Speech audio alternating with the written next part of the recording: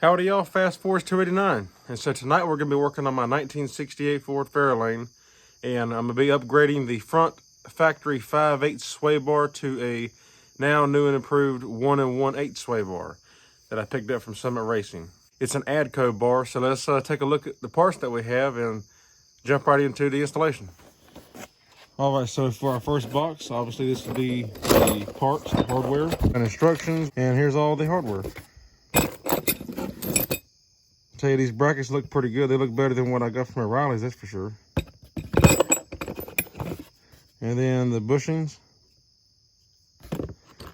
And I'll tell you, this is kind of weird. I've never seen one with square tubing for the spacer in between, but hey, whatever. As long as it works, that's all that matters. But our new bushings and everything, new bolt and everything to put it to the lower control arm. So yeah, nice. And that's really all there is for that one. And here's our new front sway bar. Look how thick that thing is. That thing is a monster. It's got some weight to it too. This thing is hefty right here, let me tell you. Kind of give you a better idea of just how big it is. Look at that thing. It's got a nice black finish, powder coated, and it looks good. Let's get into installing this thing. I'm ready to see how it drives after this.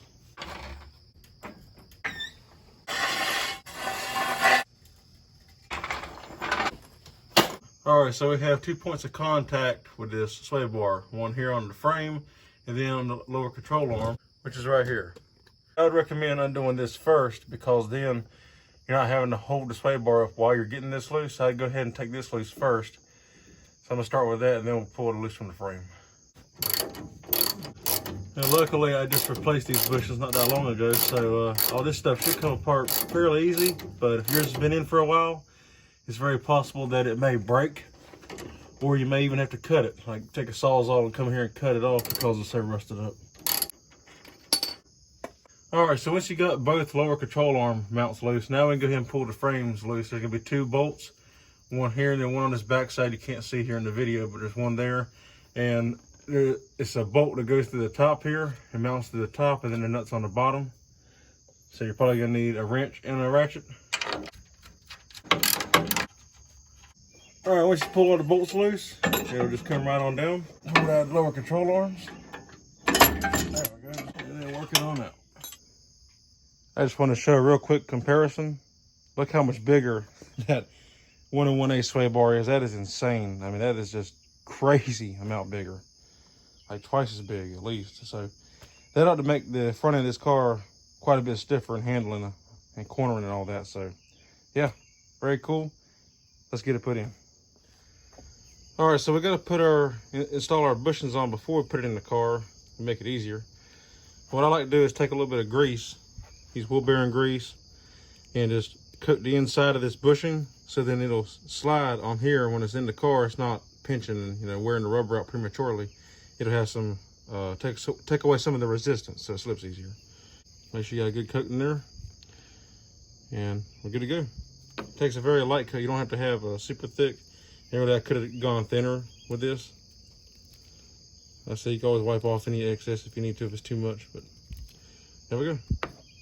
Okay, so after you got your bushings greased, you just open them up and slip them on there.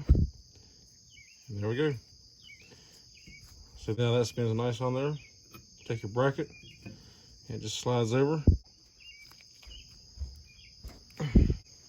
And also, another thing you could do, I thought about doing to these, and maybe I'll come back one day and do it, is you could drill a hole in here and drill a hole through your bushing, put a Zerk fitting in here, and then you can grease it without taking it off the car.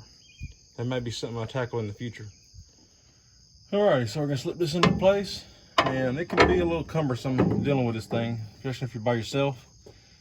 So just take your time and you have to work with it, and you'll get it. All right, once you got your frame mounts put in, don't tighten anything down yet. We're gonna go ahead and hook our lower control arm bushings up, end links up, and then we can tighten everything down once everything's in place, but this way you can still move stuff around. So how this works is, you want to take your bushings off, and they should be already in the order that they're supposed to be when they ship them. You want to put the bolt through here with the top bushing like that. You want a washer on top like that, and then if you look, see how the bushing is like flat on one end, And it has a little bevel on the bottom. That bevel goes into the sway bar. So it'll drop down like that.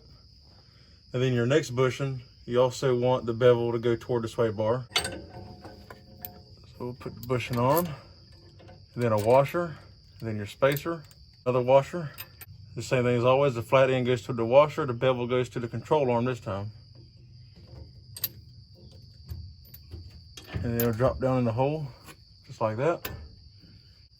Your next bushing, bevel to the control arm.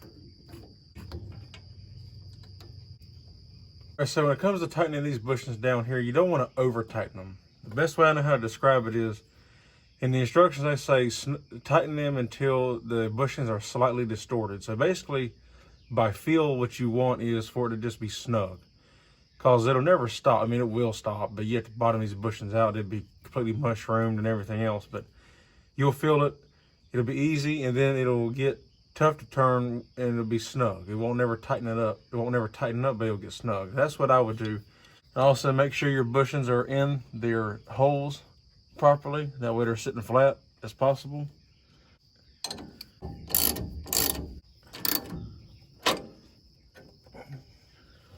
Just like that, we're good to go. If you look, you can see how they're slightly just like distorted, like this says slightly mushroom, and that's all you want.